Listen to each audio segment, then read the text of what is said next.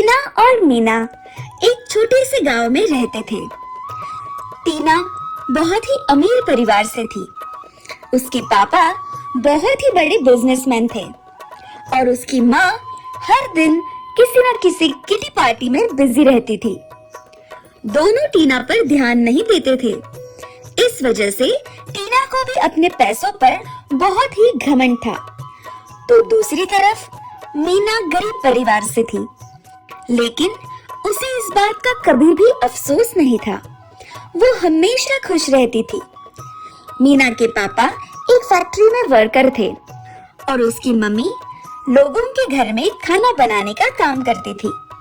मीना, मेरे mummy papa के पास बहुत सारे पैसे हैं, लेकिन उनके पास मेरे लिए वक्त ही नहीं है। एक काम कर, आज स्कूल के बाद तू मेरे घर चलना। हम वहीं पर अपना होमवर्क खत्म करेंगे और बाद में खेलेंगे। ठीक है टीना। वैसे भी मम्मी पापा के काम पे चले जाने के बाद मैं घर पर अकेली बोर हो जाती हूँ, तो ये अच्छा रहेगा, मैं तुम्हारे साथ घर आ जाऊंगी। फिर टीना और मीना दोनों स्कूल साथ जाते हैं। स्कूल में टीना एक भी मौका नहीं छोड़ती लोगों को नीचा दिखाने का। कभी वो नए बुक्स लाती तो कभी नया पेंसिल और रबर लेकर आती। सब स्कूल में टीना से जलते थे, इसलिए मीना के अलावा कोई भी टीना से स्कूल में ठीक से बात तक नहीं करता था। मीना में एक खास बात थी कि मीना का ड्राइंग शुरू से ही बहुत ही अच्छा था। वो क्लास में हमेशा फर्स्ट आती थी। एक दिन मीना टीना के घर आई। आंटी, टीना घर पर है क्या? हम रोज हर दिन साथ में शाम को खेलने जाते हैं। आज वो आई नहीं, इसलिए मैंने सोचा कि क्यों ना मैं खुद उसे जाकर देखाऊं। तू तो वही गरीब मीना है ना? तेरी हिम्मत कैसे हुई मेरे घर पर आने की? मैं तुम जैसी लड़कियों को अच्छे से जानती हूँ। अमीर घर के बच्चों को अपने दोस्ती के जाल में फंसाकर उनसे पैसे ऐंठते हो। टीना घर पर नहीं है, वो बाहर गई है। और सुन लड़की, आज के बाद खबरदार जो तुम यहाँ आई और मेरी बेटी टीना से दूर ही रहना। टीना की माँ की बातें सुनकर मीना बहुत उदास हो जाती है और वहाँ से चली जाती है। टीना की मम्मी को मेरा उनके घर जाना पसंद नहीं, इसलिए आज के बाद मैं कभी भी उनके घर नहीं जाऊंगी। ऐसा कहकर मीना गार्डन में चली जाती है। फिर वहाँ एक बेंच पर बैठ जाती है और यहाँ वहाँ सबको देखने लगती है। और तभी उसकी नजर नीचे जमीन पर पड़ती है, तो वो देखती है कि बहुत ही खूबसूरत सी पेंसिल जमीन पर गिरी होती है। मीना उसे उठाती है और सोचती है, अरे ये पेंसिल कितनी खूबसूरत है, पर न जाने किसकी है।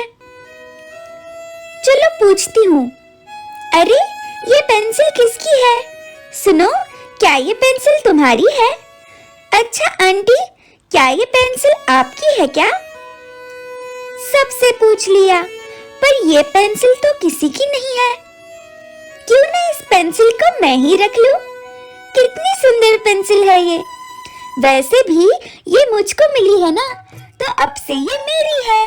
फिर मीना उस पेंसिल को अपने साथ घर ले आती है।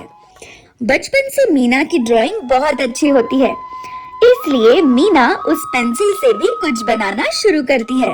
मुझे संतरे बहुत पसंद है। कोई खाने के लिए तो नहीं देता, कम से कम उसकी तस्वीर ही बनाकर देख लेती हूँ। ऐसा सोचकर मीना एक संतरे की टोकरी बनाती है और काफी रात होने की वजह से वो उस ड्राइंग को पूरा बनाकर सो जाती है। जब सुबह उसकी आँख खुलती है तो वो देखती है कि उसके बगल में कुछ तो है। अरे वाह, संतरा, ये कहाँ से आया? जरूर माँ लेकर आई होगी मेरे लिए। माँ, तुम संतरे लेकर आई हो क्या? मेरे लिए तो बहुत अच्छा है, शुक्रिया माँ। फिर अगले दिन स्कूल से घर आने के बाद वो सोचती है कि उस पेंसिल से सुंदर सा ड्रेस बनाए। फिर ऐसा सोचकर वो एक ड्रेस बनाती है फिर उसे बनाकर वो शाम को खेलने चली जाती है। जब वापस आती है तो वो देखती है कि उसके बिस्तर पर एक बहुत ही सुंदर सा ड्रेस रखा हुआ है। उसे देखकर मीना बहुत बहुत खुश होती है। अरे वाह, कितना सुंदर सा ड्रेस है। मैंने कुछ दिन पहले पापा से कहा था कि मुझे एक नया ड्रेस चाहिए। जरूर वो मेरे लिए लेकर आए होंगे। ऐसा सोचकर वो उस ड्रेस को अपने पास रख लेती है। फिर कुछ दिन ये सिलसिला यूं ही चलता रहा। कभी वो पेंसिल, स्लेट, किताब, रबर ऐसी तरह तरह की चीजें बनाती और अगले दिन वो उसके बिस्तर पर होती। ये सब देखकर मीना बहुत खुश होती है। फिर एक दिन उसकी माँ मीना के कमरे में आती है और सारी चीजें देखकर उसे पूछती है, अरे मीना, ये सब नई नई चीजें तुम्हारे पास कहाँ से आई? माँ, अच्छा मजाक करती हैं आप। ये सब तो आपने और पापा ने ही तो लाकर दिया था मुझे, और अभी आप मुझसे पूछ रही हो कि कहाँ से आया? मैंने तो लेकिन कुछ भी नहीं लाया तुम्हारे लिए, कभी भी नहीं। ये सब सुनने के बाद मीना चौंक जाती है।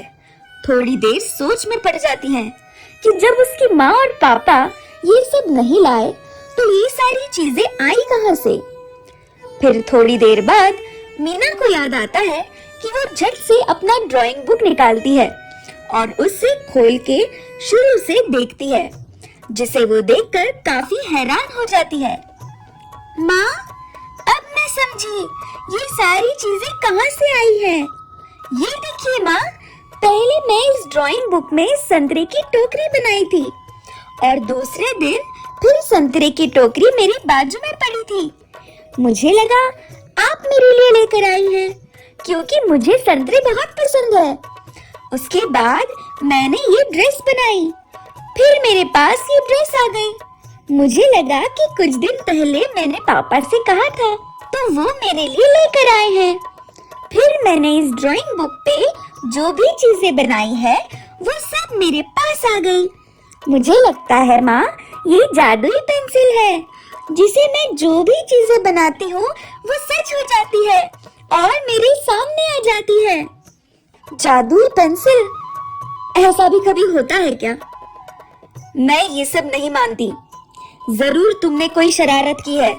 अब सच सच बताओ, ये सारी महंगी चीजें तुम कहाँ से लेकर आई हो? माँ, मैं सच बोल रही हूँ। मुझे ये पेंसिल पार्क में गिरी मिली। मैंने सबसे पूछा कि ये पेंसिल किसकी है, लेकिन वो किसी की नहीं थी, इसलिए इसे मैं अपने साथ लेकर आ गई। अभी पता चल जाएगा कि ये पेंसिल जादुई है या नहीं। अभी मैं इस पेंसिल से कोई खाने की चीज बनाती हूँ। फिर ऐसा कहकर मीना एक बाउल में गुलाब जामुन की ड्राइंग बनाती है और अगले 5 मिनट में गुलाब जामुन का बॉल मीना और उसकी माँ के सामने आ जाता है, जिसे देखकर दोनों हक्के बक्के रह जाते हैं और उन्हें समझ आ जाता है कि ये पेंसिल कोई मामूली पेंसिल नहीं बल्कि जादुई पेंसिल है। माँ, देखा, मैंने तुमसे कहा था ना कि ये सब जादुई पेंसिल की वजह से हुआ है। हाँ मीना, तुम बिल्कुल ठीक कह रही थी। ये पेंसिल तो सच में एक जादुई है। फिर मीना उस जादुई पेंसिल से पहले बहुत सारी खाने की चीजें बनाती है और उसके बाद बहुत सारी ड्रेस और साड़ी भी बनाती है, जो कुछ ही वक्त में मीना के सामने आ जाती है। दोनों बहुत खुश हो जाती है। मीना, ये तो सच में कमाल हो गया। लेकिन बेटी, अभी घर का राशन खत्म हो गया है, मुझे बाजार जाकर लाना है। अरे माँ, आप भूल गई, हमारे पास जादुई पेंसिल है। फिर आपको बाजार से कुछ भी लाने की कोई जरूरत नहीं है। मैं अभी सब ड्राइंग बुक में बनाती हूँ। फिर मीना ड्राइंग बुक पे सारा राशन का सामान बना लेती है और वो तुरंत दोनों के सामने आ जाता है। ये सिलसिला कुछ दिन तक यूं ही चलता रहा। जब भी किसी चीज की जरूरत पड़ती, मीना तुरंत उस जादुई पेंसिल से बना लेती।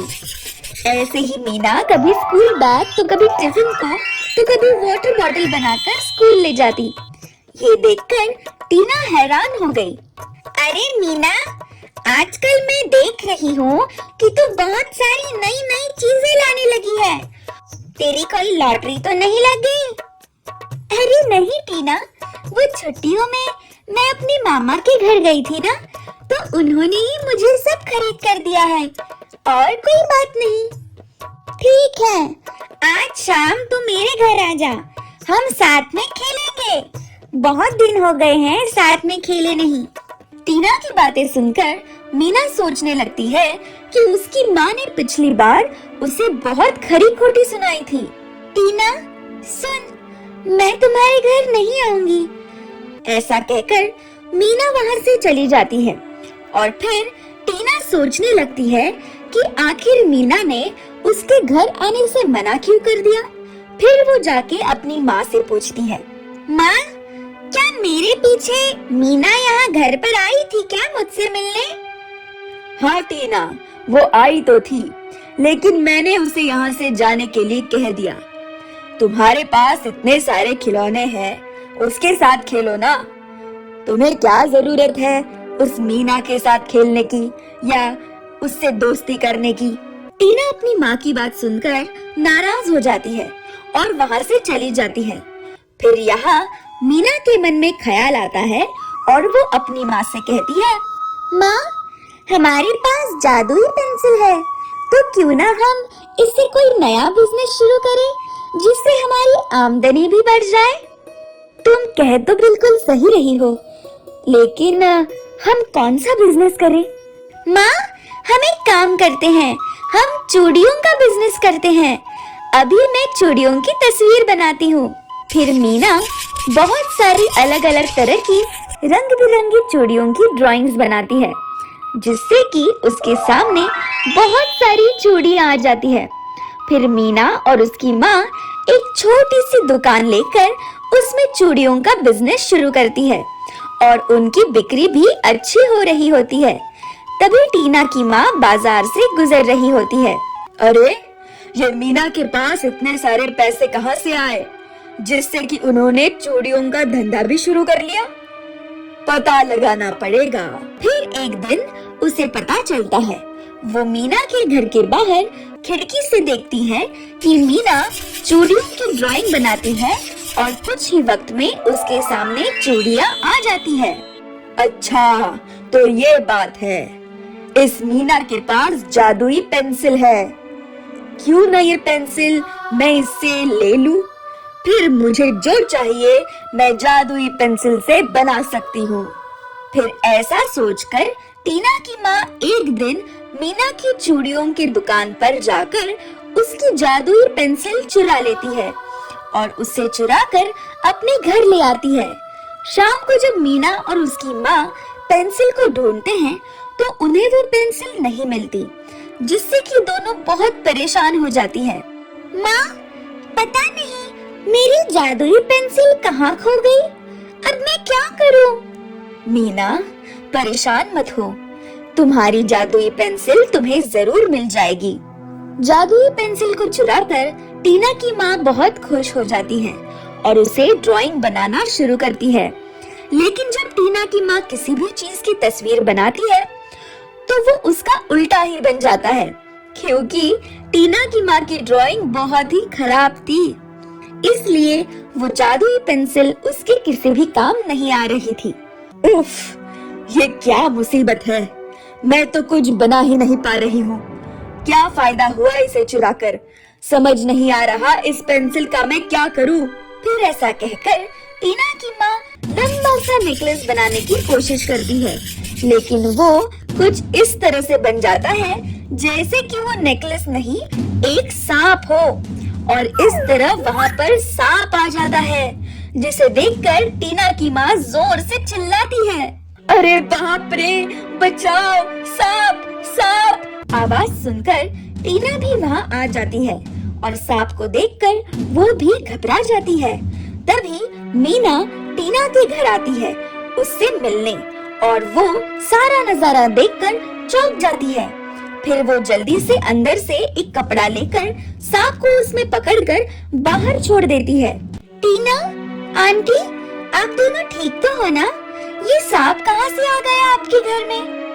मैं बताती हूँ मीना। माँ, आपने ही मीना की जादुई पेंसिल चुराई थी ना, ताकि आप उससे जो चाहे वो बना सको। लेकिन माँ, आपको इसकी क्या जरूरत थी? हमारे पास तो इतना सब कुछ पहले से ही है। और देखा, आज आपकी लालच की वजह से हमारी जान जाते जाते रह गई। अगर मीना वक्त पर नहीं आती तो न जाने क्या हो जाता।